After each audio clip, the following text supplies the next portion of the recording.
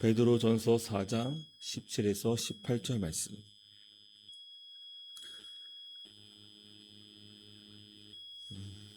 우리 한 목소리로, 우리 두 절밖에 안 되니까요. 우리 한 목소리로 같이 읽겠습니다.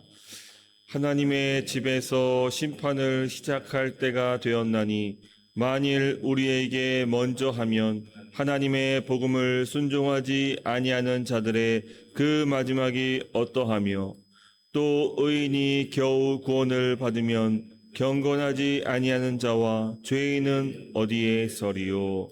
아멘. 오늘 본문 말씀은 17절에서 하나님의 집에서 심판을 시작할 때가 되었다라고 시작을 하고 있습니다. 얼핏 들으면은 정말 무서운 말씀입니다. 하나님께서 이 세상의 악인들을 치셔야 하는데, 근데 하나님의 집에부터 손을 대신다라는 말씀이죠. 아니, 세상을 보십시오. 얼마나 정의롭지 못하고 공의롭지 못하며 이 죄가 만연한 이 악한 원수들, 이 모든 세력 속에 지금 그릇된 길을 가고 있는 사람들이 얼마나 많이 있는데 그들을 심판하신다 말씀하신 것이 아니라 하나님의 집을 심판하신다라고 말하는 것이죠. 여기서 집은 어디를 가리킵니까? 건물입니까? 가정입니까? 아닙니다. 하나님이 거하시는 곳, 바로 성전을 말합니다. 하나님 백성, 오늘날로 말하면 교회인 것이죠. 베드로는 지금 고난받고 있는 성도를 향해서 말하고 있는 것입니다.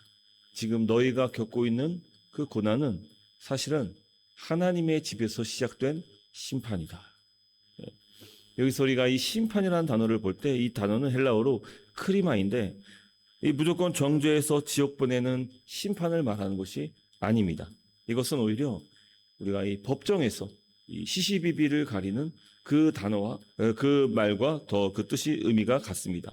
그러니까 이 심판은 우리를 단번에 쳐서 멸망시키기 위해서 허락하신 심판이 아니라 이 바로 잡으시려는, 잘못된 것을 바로 잡으시려는 심판입니다. 그래서 지난 주일에 그런 말씀을 드렸는데 이 부모가 우리 아이와 남의 집 아이가 둘이 막 다투고 싸울 때 누구를 먼저 혼을 냅니까? 남의 집 자식입니까? 우리 집 자식입니까?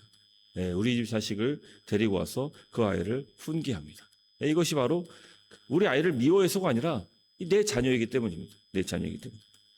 자, 근데 지금 이 말씀은 지금 베드로 사도가 지금 막 머릿속에서 상상해서 말씀하고 있는 내용이 아닙니다. 이거는 이미 구약 성경에서 하나님께서 보여주신 그런 에스겔의 환상 속에서 잘 나왔던 말씀입니다. 에스겔 9장을 보면은 하나님이 예루살렘을 심판하실 때 천사에게 이렇게 명령하십니다. 9장 6절 말씀인데 내 성소에서 시작할 것이다. 네, 심판을 내 성소에서 시작할 것이다. 그래서 가장 먼저 손을 대신 곳이 이 바깥 세상이 아니라 하나님의 성소, 다른 말로 하나님의 백성이었습니다. 그렇습니다. 하나님은 집단 속을 잘 하십니다. 그런데 여기서 이 베드로가 이 비교를 합니다. 17절 뒷부분과 18절 말씀인데 우리에게 먼저 하면 복음을 순종하지 아니하는 자들의 그 마지막이 어떠하며 또 의인이 겨우 구원을 받으면 경건하지 아니한 자와 죄인은 어디에 서리요. 이 말씀의 논리는 이렇습니다. 사랑하시는 자녀조차 이 불속을 통과시켜 연단하신다면은 보세요. 하나님을 아예 믿지 않는 자들을 향한 마지막 그 심판은 어떻겠습니까? 네. 여러분, 자녀를 매로 키우시는 아버지가 남의 집 아이를 그냥 두실 리 없다는 겁니다. 지금 우리가 겪는 연단, 이게 지금 버림받은 증거가 아니라 오히려 우리는 그분의 자녀라는 증거가 됩니다. 네. 이 말씀 보세요. 이 의인이 겨우 구원을 받으면, 여기서 이 겨우란 단어가 조금 마음에 좀 걸립니다. 아니, 구원이 어떤 건데 구원을 겨우라고 말할 수 있다니. 그런데 이 말은 우리의 구원이 지금 위태위태하거나 아주 아슬아슬하다는 것을 의미하는 게 아닙니다. 이 구원이 그만큼 값지고 어려운 일이라는 것을 말하는 겁니다. 우리는 너무 쉽게 나 구원받았어 라고 말하지만 이 구원을 이루는 모든 과정을 살펴봤을 때 이 구원은 그저 우리가 말 한마디로 가볍게 얻었다라고 말하기 쉽지 않지요. 왜 그렇습니까? 이 예수 그리스도의 모든 십자가 사역과 그 고난으로 말미암는 이 모든 구원의 여정이 우리가 생각한 것처럼 그렇게 내가 말 한마디 믿어요 믿어요 한다고 구원받는 것이 전혀 아닙니다. 우리를 구원하시려고 겨우가 아니라 예수님께서는 그 처절한 길을, 십자가의 길을 걸어가셨습니다. 하나님의 집에서 시작되는 그 심판을 사실은 예수님이 먼저 십자가에서, 아니 여자의 자궁으로 나오시면서 그 모든 전셈 속에서 통째로 다 받으셨습니다.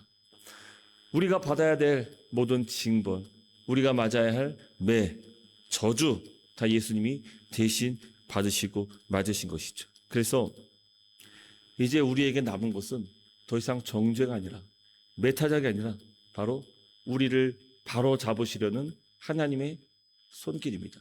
이미 우리는 그분의 자녀가 되었고 이제 그 구원의 모든 여정은 다 주님께서 종결하셨으며 우리의 구원받는 그 날까지 우리를 그 길로, 거룩한 길로 인도하시기 위해서 주님께서 지금 우리를 때로는 연단을 통해, 불시험을 통해 바로 잡으시는 것입니다.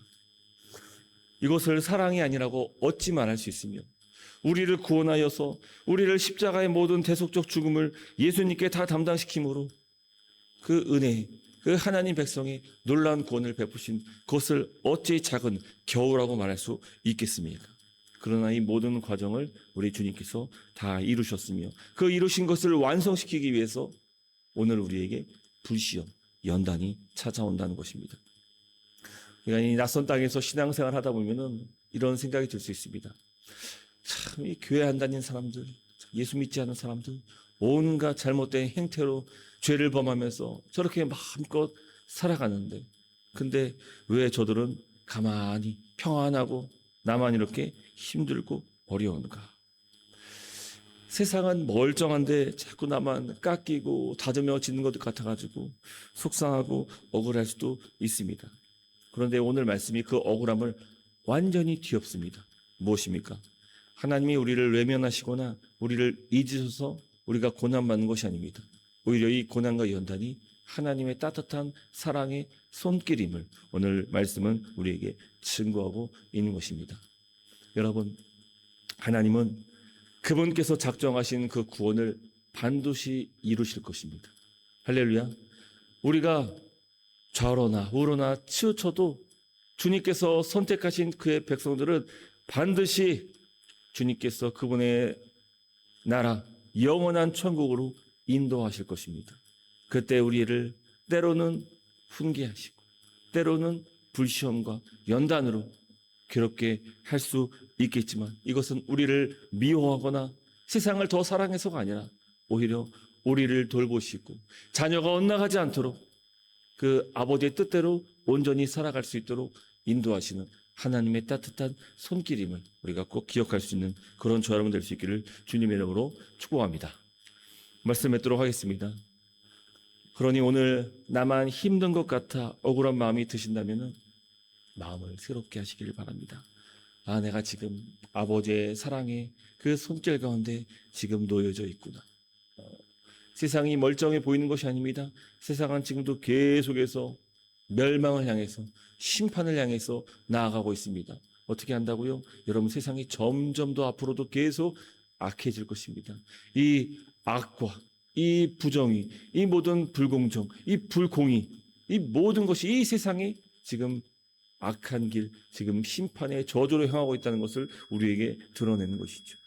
여러분, 이 악한 세상 속에서, 어둠이 만연한 이 세상 속에서, 그 한복판에서 하나님은 그의 자녀를 구원하기 위해서 지금도 일하시며 그분도 지금도 계속해서 우리를 손보시며 우리를 주께로 돌아올 수 있도록 끝까지 우리를 포기하지 않으시고 인도한 사실을 우리가 꼭 기억하십시오.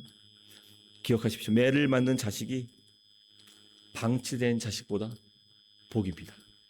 오늘 그 말씀 한가운데서 우리 살아갈 수 있는, 그리고 믿음으로 주 앞에 더 가까이 나아갈 수 있는 그런 저와 여러분 될 수 있기를 주님의 이름으로 축원합니다. 우리 같이 한번 말씀을 붙잡고 기도했으면 좋겠습니다.